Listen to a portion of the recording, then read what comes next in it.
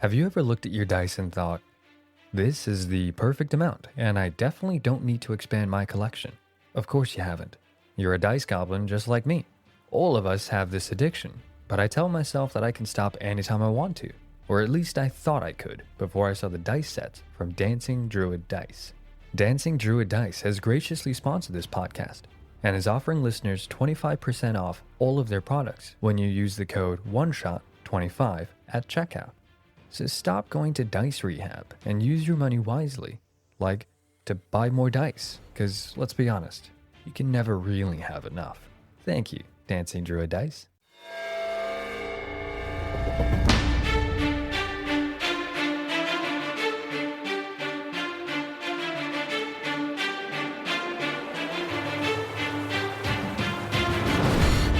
Welcome back to The Second Wind. I'm here with Mike and Austin. They've once again refused to leave the Zoom call. They've held me here hostage, which is bullshit, because I'm like, how does this happen? You're up in fucking New York, and somehow I still can't leave the Zoom. But it's a pleasure to have Mike and Austin, who make up one half of the Crit1nDun crew. Welcome to The Second Wind, fellas. Yeah, man. Thanks for having us. That was a blast. Yeah, that was great. I mean, I think Faxus got you another whole person. That's why you couldn't leave that Zoom call. Yeah. Oh, dude, I should have started off like that. Yeah. couldn't get the finger. Yeah. Fuck. It's like I go to end call and you're like, I haven't used my bonus action. Fantastic. Again, if you guys are joining us for the first time, thank you for tuning in. We'd love for you guys to join on the Discord, on Instagram. We chat here. We chat on the Discord definitely about episodes. We share D&D stories, showcase art, anything and everything that we want to talk about. We can do that on the Discord. But the best thing that you can do is just simply share this show with a couple of your friends. And if you don't have a couple of friends, fucking find some. But let's kick things off straight away. Guys, what was your favorite part of the episode? I think for me, I don't know if it was one specific moment, but it was just kind of the not being sure if Seraphim was the mage or if mage was, because I was kind of just trying to figure that out the whole time. Like, are they the same person? Mm-hmm. Is it two people? Like, that to me was interesting, like throughout the whole story. Cool. Yeah. Yeah, I definitely liked when we got to the island, seeing that there was like these undead kind of wolves that just didn't make sense. When you first said that the giant had a bastard sword, I originally remember you saying like Galahad had a bastard sword. I was like, oh my God, it's like zombie Galahad. And it's like, fuck, do we have to fight a friend? That was my original thought. I was like, oh my God, they got like the Bane serum and they made Galahad gigantic. Galahad, when he saved us on the bridge at the beginning, that part was cool too. Yeah, like that was a fun moment. Hella Call of Duty reference there. It's always like the guy you meet is like who has a loving family. It's just about to have a kid, and he's the first one to die. But to go back to what you just said there, Mike, to keep the intrigue of the mage and Seraphim alive, the way I DM is really shitty for most people because I'm very subtle. I don't tell people straight away what's happening. I'm very subtle and I pick my words very carefully. So Seraphim, when he walked in, he also left the dining hall, but you guys didn't pay attention to that. But more so, when you guys were in the battle and you shot the ballista, it pinned the mage in the right shoulder. When Seraphim invited you to his quarters and he was, giving his final blessing and he placed his hand, he lifted his left hand, but he strained for the other arm. Oh yeah. Yeah. Oh, I didn't even notice that. Yeah. That's right. Super subtle. But like little things like that, that's what I do for like when I'm DMing. I try to make it so that it's not just, that this is Gandalf. It's like, can you show me that it's Gandalf? Don't just tell me it's Gandalf. So yeah, like I'm glad that was there. Oh, I'm happy I got a hit with that. Dude, oh hell yeah. Because the first one missed. I originally had it so that every time you missed with the ballista, he would throw another fireball down. And I was like, oh fuck, how much are these guys going to take? Sweet. So take it. We can more. Give me more. It's fantastic. Well, okay. Well, knowing what you know now, if you could restart the adventure, what do you think you would do differently? And don't just say you'd kill Seraphim straight away, because that doesn't work. Yeah, I see him at the dining hall. I fucking attack him. No, I don't think anything, man. I thought that played out like really cool. Like the combat was engaging. The story was interesting. Like that was like Austin said, that was his first time playing a cleric. That was my first time playing a barbarian. Oh, sick. I thought Yeah. that like that all kind of mixed together, like with the setting and the whole backdrop of Tyr, and Yeah. I don't know. I thought like I'm definitely gonna reuse this character at some point. I fucking loved your characters. Both of your characters are fucking me up. Just one by one. I'm like, there's no way this like whole person. I'm like, all right, cool. I'll just make sure that Thaxos doesn't have the opportunity to, hit me with whole person. And then you fucker, you turned around. I was like, "Hey, actually, I have something as well." And I'm like, go on. I can equip one spell. I'm like, yeah, all right. Is it like fireball? It's hold person. You fucker. You fuckers. I loved it. No, I thought it was really cool for a barbarian to also have hold person because again, target. I want you to stay still so I can beat the shit out of you. I loved it. Right. Yeah. Yeah. That was a good part of the campaign too, with the giant warrior was just a giant punching bag, just getting I feel so bad. left and right. Just getting teed up. Yeah. Dude, Anna wrote this beautiful character, and I'm like, yeah, this is awesome. I'm gonna make it so that I'm just gonna change out some of his weapons, give him a bastard sword to make you guys think it's Galahad, but not really. I'll make sure that he's just black ornate armor and all this stuff. I was like, okay, cool. But I'm looking at it and I'm like, I don't need all of the stuff that she's put into the adventure. I'll just take some of his damage immunities and stuff away. And one of the things that I was like, he's invulnerable to paralyzation. Who the fuck is going to paralyze him? You got to be out of your fucking mind. It's a No, you definitely caught me off guard with that, which is really cool. Yeah, reading that, like that cleric, I might want to build that thing again because that's the domain of order. Mm-hmm. Being able to catch enchantment spells at bonus as actions a bonus, is really good. Yeah. But the fact that every time you cast something that was a good aid as well, it not only aided directly, but indirectly, but it aided directly and gave, I think, like Fabrizio, I'm pretty sure had like 7 extra attacks because of him. Yeah. Right? Which is fucking so cool. Yeah, the voice of that's like bonus action. Bless. Yeah. Everyone gets an attack. Yeah. Now I can do my normal attack. Like that's so cool. It's just like it's almost like creating Battle Master as a as a fighter, for example. So with the subclass Battle Master, the whole idea of Battle Master was it's okay, you have your attack action, cool, but what can you do to make sure that you're still organizing the field, It's like almost like the coach on the field. For example, I've played Battle Master a couple of times, and I think it's really cool. I think this cleric is awesome, dude. I think this cleric is so cool. A support class who also tells you what the fuck to do. Love it. Yeah. I like it. When I was reading it over, I was like, ooh, every time I heal or help someone, they automatically just get a weapon attack. And I was like, Mike's going to be a barbarian. So like, he'll get like 3-4 attacks off. Like it's so much damage output.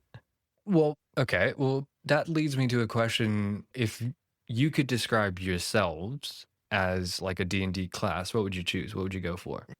For me, probably, which is probably kind of a contradiction, but probably fighter or bard. Yeah, cool. Mike's in a band, by the way. I was going to say, you got the multi-class. Yeah, definitely. Yeah, I would, and that would be an interesting one. But like, me and Austin both played football our like whole lives. Like we played ball in college together. Oh, cool. So like that kind of like, and I've done amateur boxing and all that kind of stuff. So like that part of it to me would be like more like straightforward, like fighter. Yeah. Then like I do also like sing and play guitar in a band. Yeah. So I guess fighter, bard. Dude, plug your band, dude. Definitely plug your band. What's the name of your band? The name of the band is The Word and the Whisper. Love it. So Love it. So we have an Instagram too. We got music out on Spotify and a couple videos out, stuff like that. Hell yeah. Long Island, New York based. Fucking love it. Fucking love it. Yeah. Definitely add that to the campaign if you guys are listening in your DMs and you don't know what song to. Cool. There you go. For me, I feel like I would be a barbarian. Just because, like, I would, like, even, like, playing football, like, I would be very calm and, like, level-headed. And if someone did something to me, I would just get so angry. Yeah. You fucking just, like, me, dude. try to, like, go after them and, like, just injure them in some way or form. Give me your knees. I'm like, wait, did you say keys? No, I didn't say. Give me your knees, fucker. It's like, block. Do, like, a chop block right in the kneecap.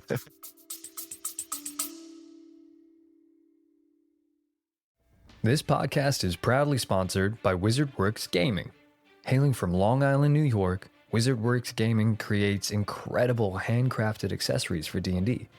Whether you're looking at elevating your encounters with flight stands or simply hiding a body under a beautifully crafted rug, The folks at WizardWorks Gaming got you covered. Use code ONESHOTDND at checkout and get 10% off store-wide. That's ONESHOTDND at checkout for 10% off. Thank you, WizardWorks Gaming. Just fold them. That's so cool. That's so fucking cool. Oh man, I think if I was going to choose what I would do, it would definitely be a rogue of some sort. Mainly because I'm 3.5 feet tall. No, I would be a rogue for sure. Mainly because in my mind, I'm very methodical. So I played all kinds of sport growing up at like fairly high levels, but humble brag. But it's more just I'm very methodical and I pick my time really well, or I think I do. So a rogue just works for me because I'm like, I'm not going to attack you because I like head on because I don't have 2 attacks. I do have 1, but my 1 attack is going to have sneak attack. It's going to have poison. You're going to get fucked with caltrops. It's like throwing marbles at people. It's like nice. Fantastic. I mean, have you guys got any questions for me at all? So, I mean, yeah, Austin, go ahead. I was going to say, like, obviously you do so many one-shots. Does it get really difficult to handle the improvisation because you're not sure what people are going to do, or because you have one like specific goal if they try to stray from that goal? Interesting. I think because I've been a DM for so long and I've been playing D&D for so long, I think in my mind I've created so many different quests and avenues that people have taken that nothing seriously gets me off guard. I mean, I can definitely, anyone, never say never, but people can catch me off guard sometimes, but it's more just like, oh, I've never seen it this way before. Because if someone's like, oh, well, there's a wizard at the end of, there's a cloaked figure in the bar and he's, fucking Strider is in the booth. Do you want to go chat to him? And someone goes, no, I don't want to. I want to go outside. I want to go smoke a fucking cigarette. And like, Fireball. It's like, yeah, it's like, all right, you're fucking dead to me. It's more just like how I guide the freedom. So I find that because I've DM'd for so long, if I guide freedom, it's better than just going, you can do whatever you want. Right? I always just say, hey, this is the quest. This is where we're going to, this is the overarching story and this is where we are. We can get there however you want, but we're going to get there at some point. So instead of just going railroad one line, it's like, you can choose how you get there. We're still going to finish this puzzle piece, but you get to decide as long as it's still helping us achieve the goal, Yeah. So if someone says, oh, look, I want to go to Antarctica. I'm like, what the fuck are you? We're in a desert. What are you? Why? I want to charter a ship. Yeah. I want to go out in the ocean and I want to just do deep sea fishing. That's what I want to do for this. This is a desert, Mike. This is a desert campaign. Did I fucking stutter? I'm like, never mind. Yeah, like this last campaign, the archbishop's like, do you accept this? We're like, nah, it's all right. I'm good. Nah. Yeah. Nah, fuck Pass. you. I want to go. Did you flip me off? It's like to the character? No, to you, dude. Fuck you. I want to play Settlers of Catan. Why? Why come here? I have a lot of prayers to do. Yeah. I'm going to be in my room. I would like to DoorDash Taco Bell. It's like a bonus action. No, I was just going to. Not everything's about the gang, dude. It's like, sweet. Mike, did you have something to say? Yeah, well, so one of the things that I'm interested to hear once everything is all put together is like I know you add like sound and different sound effects and stuff. Like where do you like pull that from? My ass, really? No. So I use a editor in terms of getting all the audio clean and getting that side of stuff done because I don't know what I'm doing there.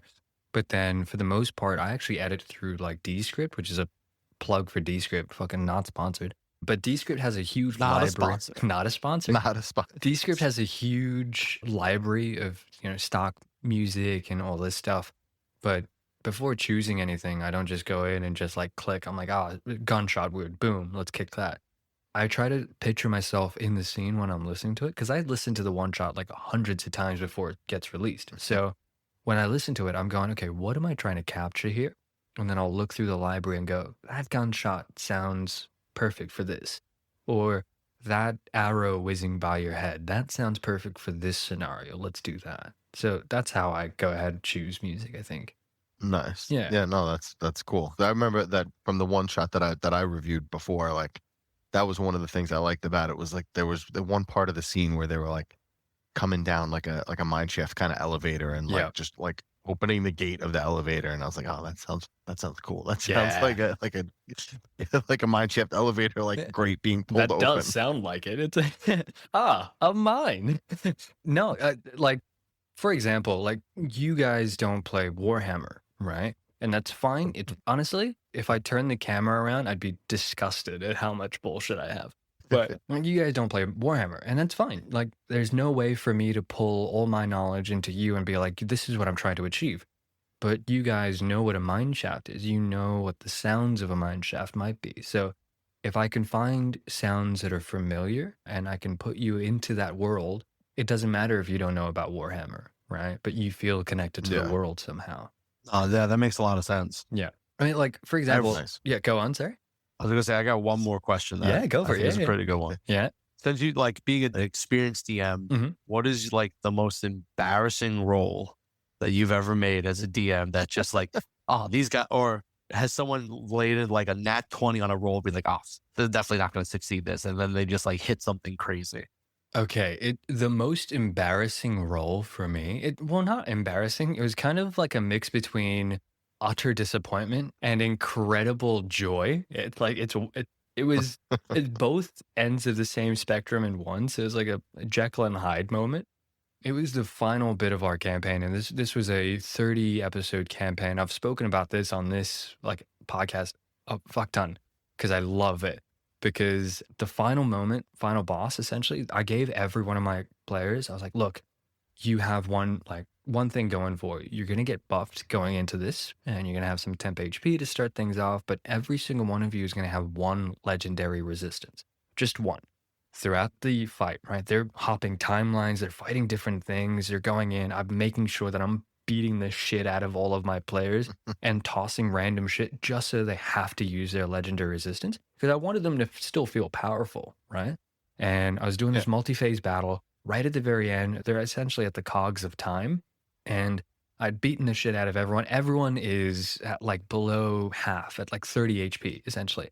And one of my characters at the end of the table, I looked at him and I was like, Hayden, with Balthazar's final thing, which is the BBEG, he looks at you and I described this beautiful moment. I was like, just talking about how he looks at you, how much HP do you have? And he's like, is it below 150? And he goes, fuck. And I knew he knew that I was going to cast Power Word Kill. And I was like, he cast Power Word Kill. And the whole party just went quiet. And I went, describe this beautiful scene of how like in the final moments he turns to ash and he just and I was like, do you have anything final that you would like to say to the party before you go? And he goes, actually, DM. And I went, go on.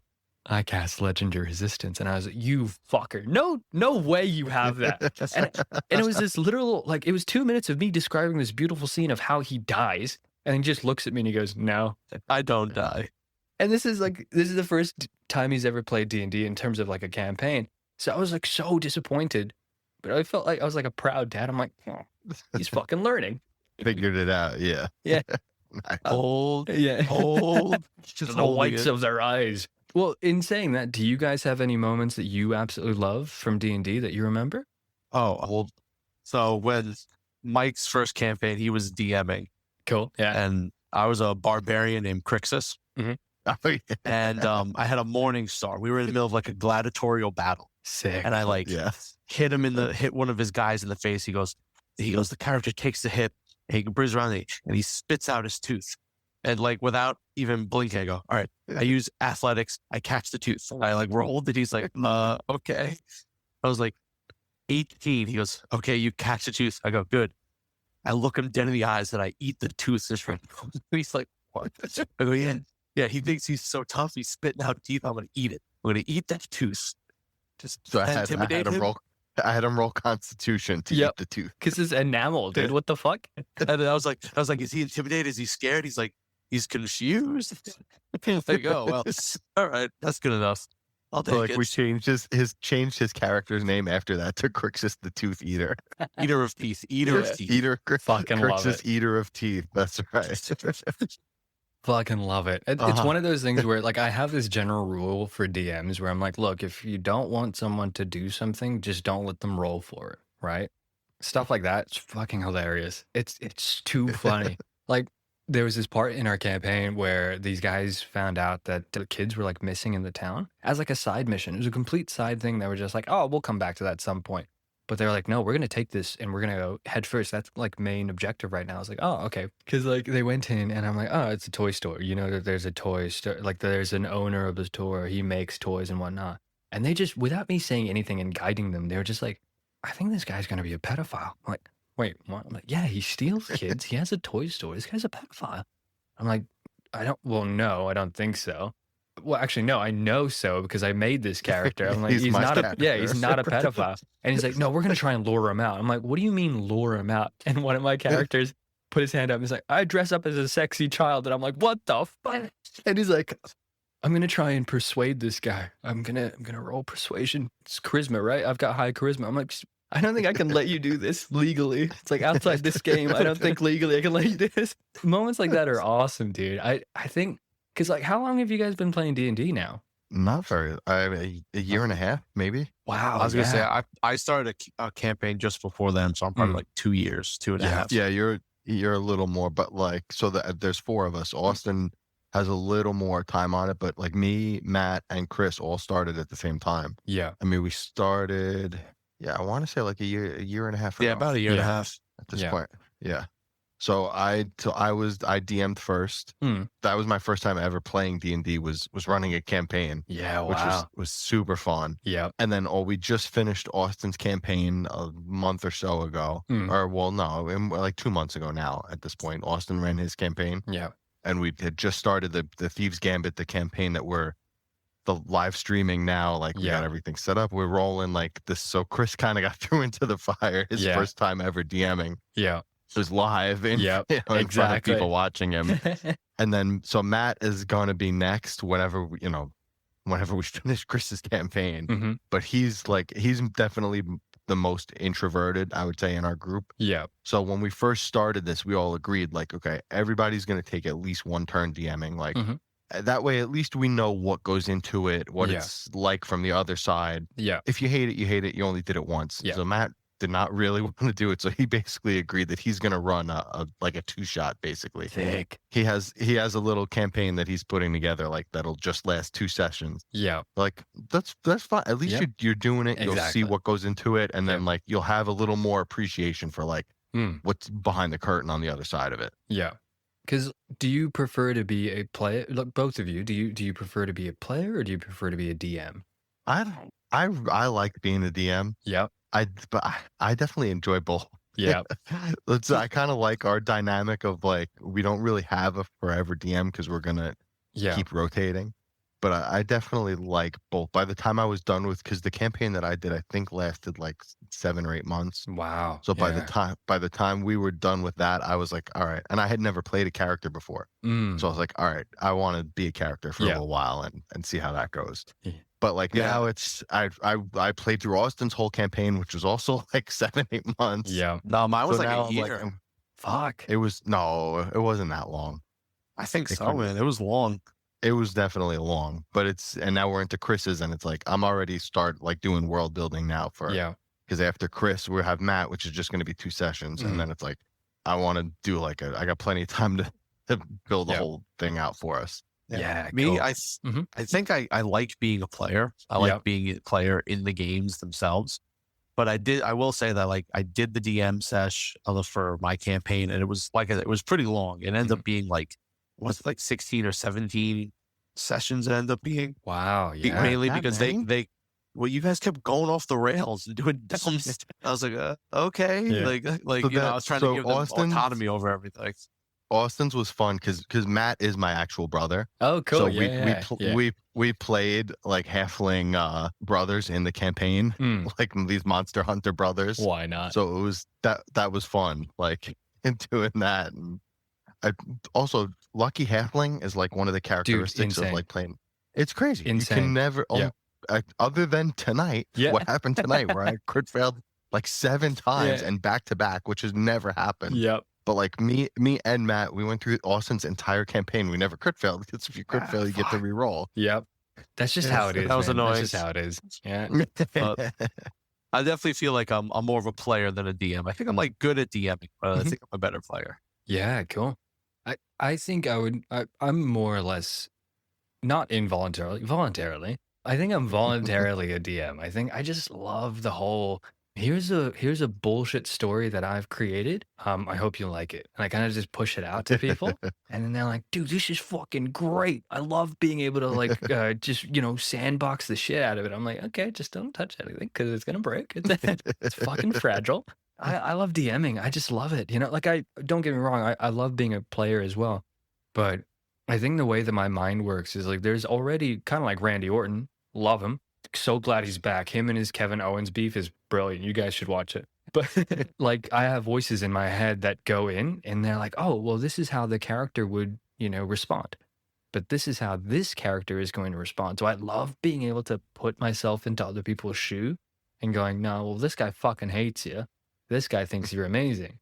And I love those interactions between players. I think when I can sit back and I could just watch the players interact in character amongst each other, I love that feeling. I just go, wow, you guys are invested, you fuckers, you bunch of nerds. Well, speaking of fantasy and whatnot, so speaking of you guys, doing your own campaigns and stuff like that, I think, Mike, you had mentioned that Baldur's Gate is what got you into D&D. Have you both of you been involved in fantasy before then, or was it just Baldur's Gate that lit the spark? I mean, I think we've both always kind of been into that kind of stuff. Yeah, I cool. mean, like there's just stuff from different like RPG games, and like I like writing and stuff too, and Yeah. like I like did my college thesis and shit on Poe, and like Sick. have like Conan the Barbarian sword like tattooed on my back. Hell and all, yeah. Like I've always been into that kind of stuff, but like we're definitely both like also nerds. Like we both love Pokemon and Yeah, all that. dude. And, like I mean, Austin, you could tell him like Austin. Yeah, Like, Mike has the ridiculous Pokemon collection. Yeah. But yeah, I've always been super into like nerdy stuff, like playing like Diablo Dude. as a kid. Hell yeah. Like Diablo 2 is like what I grew up on. StarCraft, Yeah. just like playing those, and then getting into things like Game of Thrones. Skyrim and Elder Scrolls, and Yeah. yes, Game of Thrones. Yeah. For a very long time, there was Game of Thrones had a card game that was traveling the tournaments, playing that competitively. That was fun. Shit. Holy fuck yeah. Yeah. How cool is that? So, like- do you still play that or? The company that runs it, FFG Fantasy Flight Games, they discontinued the game a couple of years ago.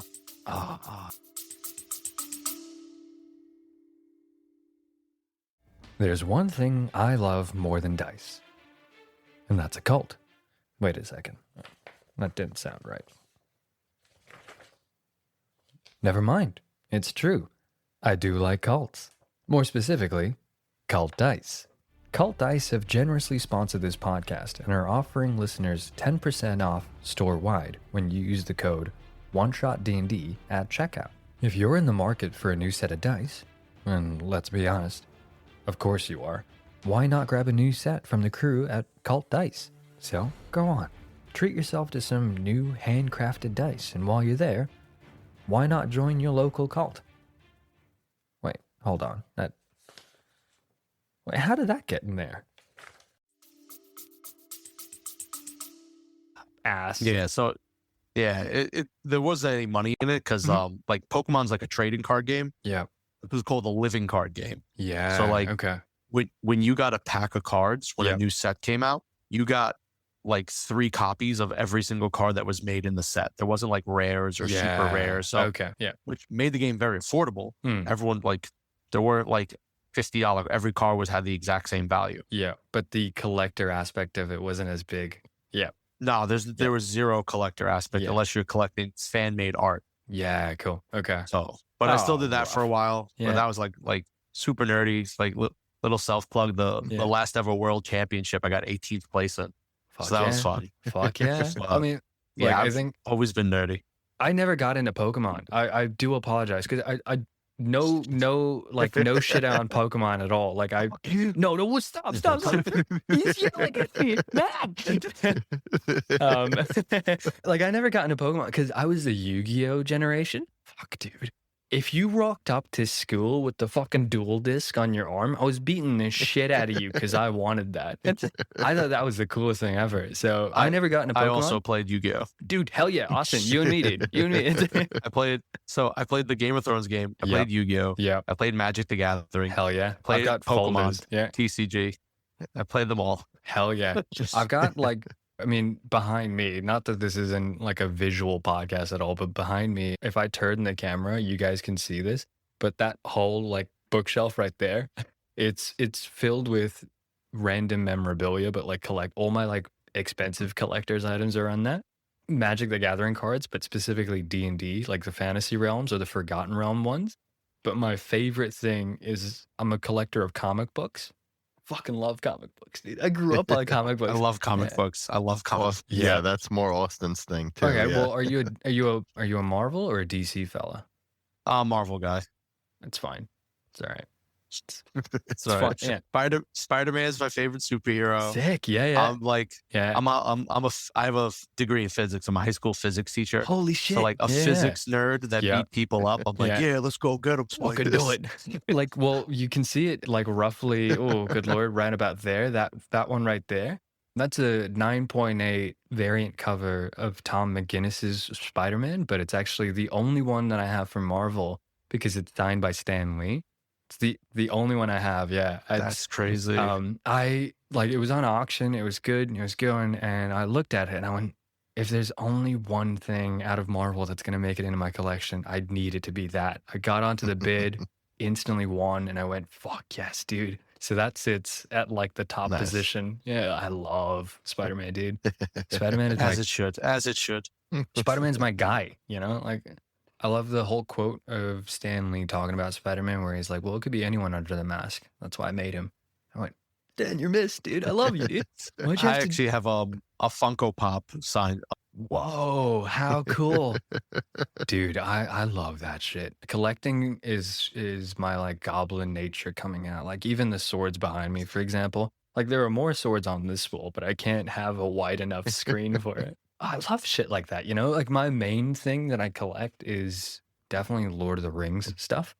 I think that's my thing. I don't know how my wife let me do it, but like my wedding ring is actually made from Jens Hansen, guys who made the original Lord of the Rings ring. And I had the Elven engraved and I rewrote the black speech on it so that it's a poem for my wife instead.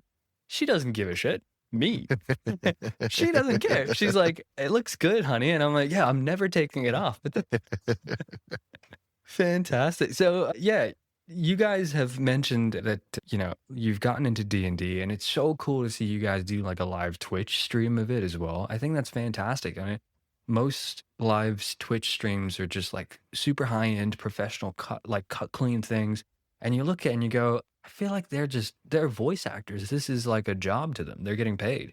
So when I, you know, watched you guys for the first time, not that it wasn't super professional or clean. I love the new, like the camera angles are wild, by the way. You fucking Martin Scorsese type shit. And I'm looking at it. Yeah, it looks like that until you come into the basement and you see the cameras like duct taped and all the wires, yeah, the behind the scenes stuff. And you're like, oh, that could fall. But the thing that I really loved about your campaign was like watching you guys play. I'm like, oh, these guys don't have to put on anything, you know? They're just being them. They're not like, oh, this is a job. I'm getting paid to do like voice acting.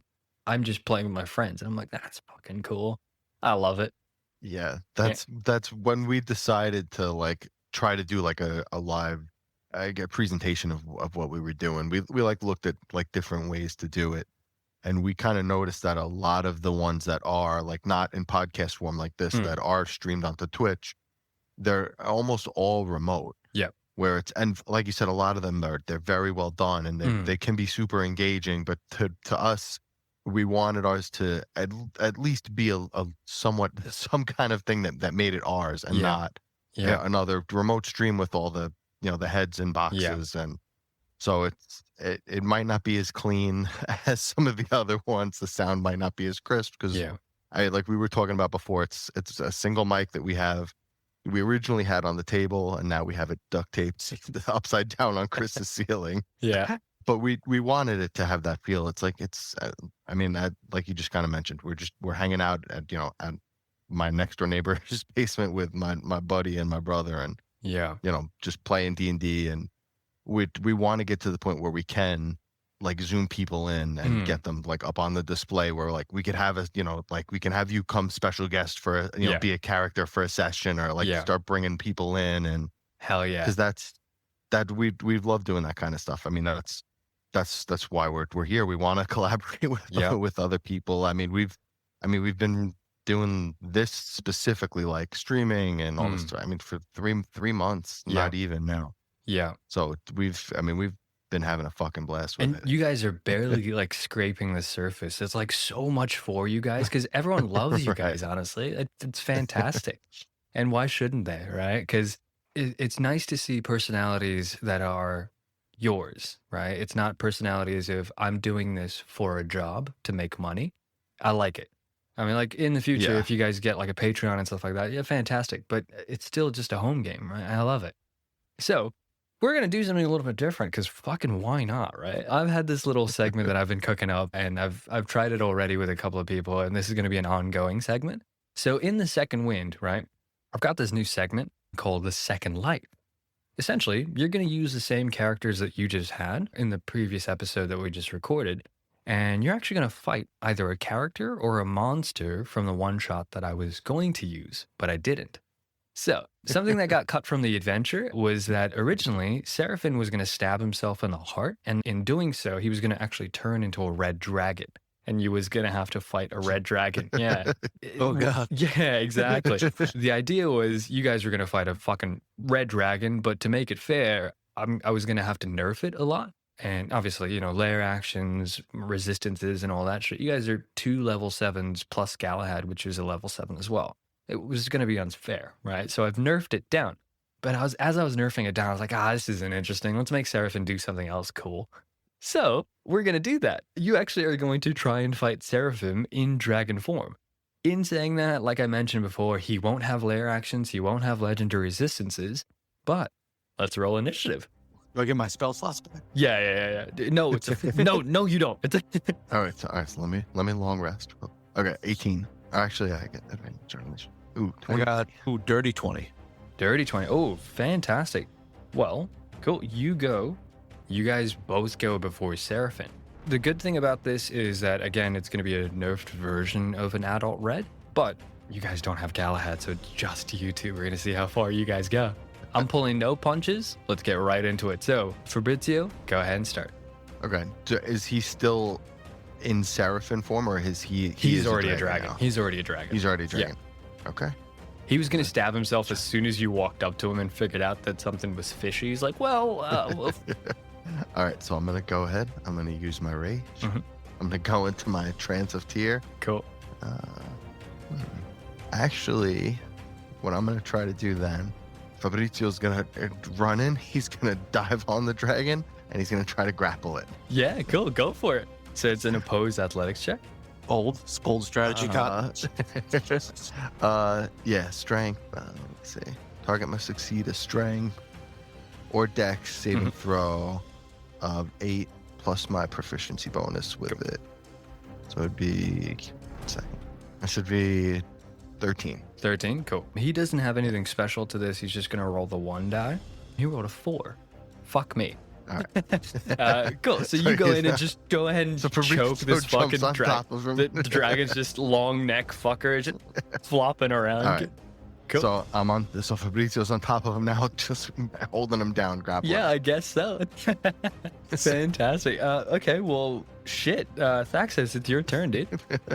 All right. Do I get advantage on my attack? Yes, you do. Yeah. Okay. So then I'm gonna cast. If you say hold person, I'm going to beat the shit out of you. No. Well, that's why I was asking if he was still in person form or dragon form. Oh, yeah. That was going to be my first move. Well, hold monster would still work here for sure. Yeah. Right, yeah. But I only had hold person. Yeah. I only have hold person. So I'll use guiding bolt. Mm-hmm. Let's see, with advantage. That's a dirty 20 on the first one. Hits? Oh, yeah, 16. All right, so hits. He takes level 3 guiding bolt. He takes 6d6. Fuck. All right. 19 damage. All right. He's looking fine. And the next attack has advantage. Yeah, cool. Okay, so Fabrizio, And then you would have it. Yeah. My bonus action, I'll cast my spiritual weapon. Yeah, brilliant. Cool. So next turn, you'd be able to use that. So finally Yes. down to Seraphin's turn. As a dragon, he can't do much. He is still going to try and take at least a couple of attacks at you there, Thaxos. So he is going to use his bite. Does a 17 hit you? Does not. Cool. Eat shit. Fuck. He is going to try and get his tail towards you. With a natural 18, he's going to get you because dragons have a plus 14 to hit, just so you guys know as well. Oh, okay, good. Yeah, which is, yeah, so he's like a 30. Does that hit now? And Barely, just barely. Ooh, fuck. A 28 to hit you, so the second one's going to hit you as well. So with his tail, he's going to get... Oh, cool. Shit. Never mind. 16 points of bludgeoning damage to start off with. And then his second one is 18 points of bludgeoning damage. Okay. A lot of damage. Well, All right. 3 attacks. What are you going to do? He doesn't have his frightful presence at all. And what I've also done is gotten rid of the dragon's breath as well. So he's not going to have that going for him. The crazy breath. Yeah. Oh, dude, they fuck shit up, man. So back to the top of the round. Fabrizio, it's you. You're still choking out this fucking dragon. So for my action now to maintain the grapple, that has to be my action again, or can I attack it? You can still attack. I'd say that because you're holding him, you're essentially restraining him. You're not really like, you're grappling him. Sorry, you're not really restraining him, right? So you're holding on to him. He's still moving around, but you can attack if you want to. Yeah. Okay. Mm-hmm. And you have advantage on this one as well. Nice. All right, I'm gonna attack with my halberd then. That roll sucked. All right, 18. 19 is his AC. Unfortunate. Shit. Okay. All right, let me do my second attack. No, both of those miss. Unlucky. Again, he's a fucking dragon. Back over to you, Thaxos. Go ahead. All right, so I'll use my spiritual weapon to try to hit him. 17. So I think that misses, right? Yeah. Okay. Then I'm low on health here. So I will cast... Yeah, I'm going to cast Aura Life again. Hell yeah. And because I'm casting that, Mike, you get an attack. Go for it. Motherfucker. Is that a nat one again? It's a regular attack, right? It's a nat one again. Oh, God, oh my dude, God. You're a halfling now. You're a halfling. I'm just gonna... Oh, if I was my halfling character, I'd be 100 feet away right now, just dropping arrows down. Love that. This is an advantage attack or no right now? I don't believe so. No. Okay, then no, I crit failed. Really? Well, it's back up to Seraphin. Seraphin's going to go, and he's got 3 attacks again, and the only person on the ground that he can attack is, unfortunately, Thaxos. So he's going to try and bite you. It sucks because you roll so low, but then you realize his to-hit modifier is a plus 14. He rolled an 8, which definitely still gets you. That's bullshit. Fucking hate dragons. Yeah, That's fucked. Cool. So that is... Oh, shit. Okay. That is 16 points of piercing damage, and I'm not going to add any fire damage to that as well. All right. Well, I had 11 hit points left. Fuck. Alrighty. You're down. With my aura, with my aura life, that brings me back up to 1 HP. Sick. Okay. He is going to use his second attack at you then. Whack Run him all. away, brother. Still alive. I'm still alive. Run away. I can still fight.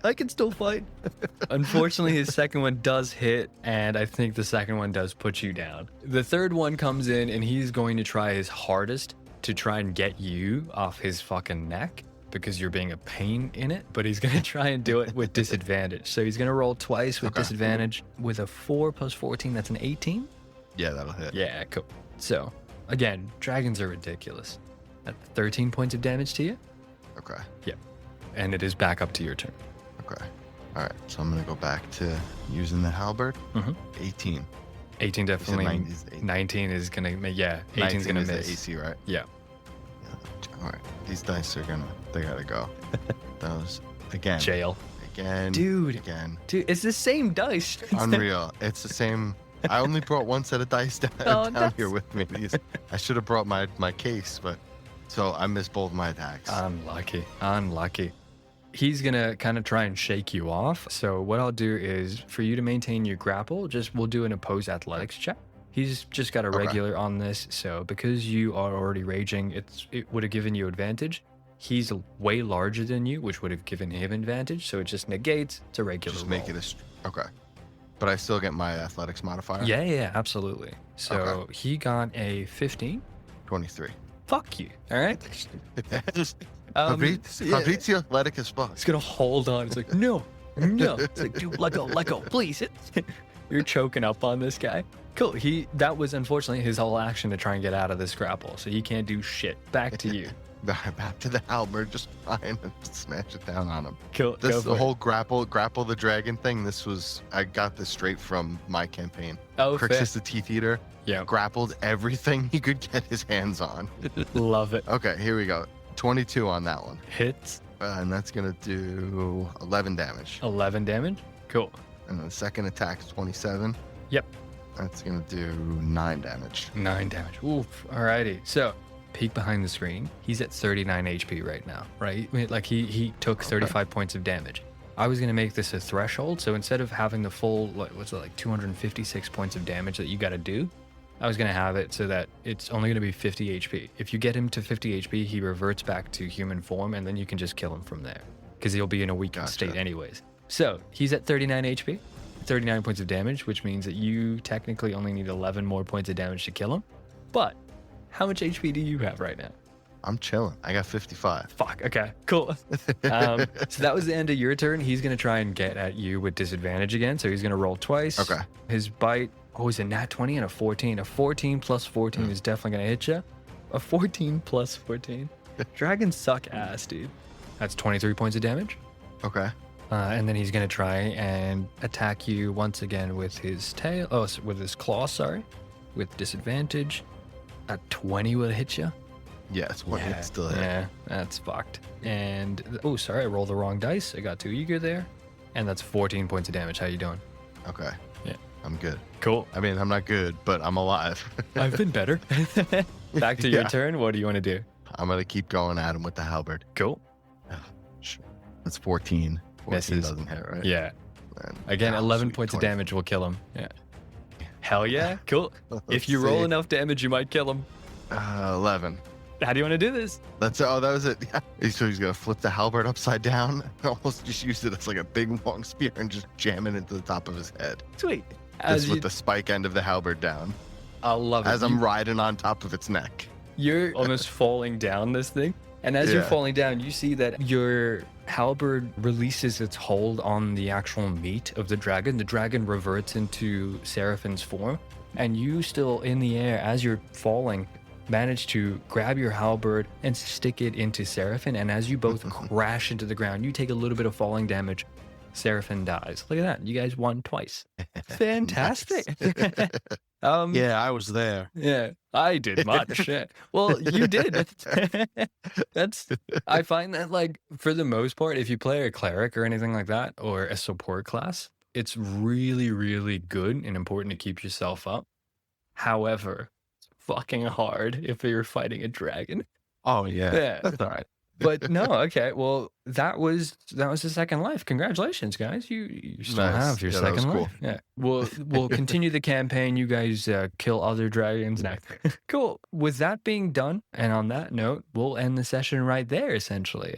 Guys, thank you for being so awesome. You've been amazing guests, and I honestly can't wait to see more of your campaign. Once again, you can catch the Thieves Gambit on Twitch, usually every second Friday, but again, just go onto their Instagram page. You can find their stuff there.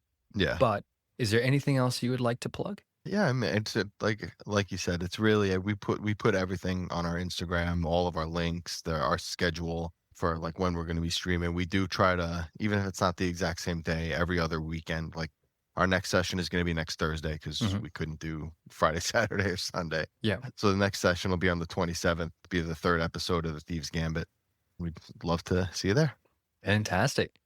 Yeah, absolutely. And April 5th, we'll be at a tabletop convention in Long Island. Sick. So if you're in New York and you'll be at the tabletop convention, we'll be there, walk around in our shirts. Come up, say hi. That's awesome. That is awesome. Unfortunately, I won't be there because I live in Australia. So, Long Island is a very long island away from me. I'll tell you that much. Bro. Fantastic. Well, it's honestly, it's been a pleasure to be your DM for these two sessions. I absolutely love hanging out with you guys.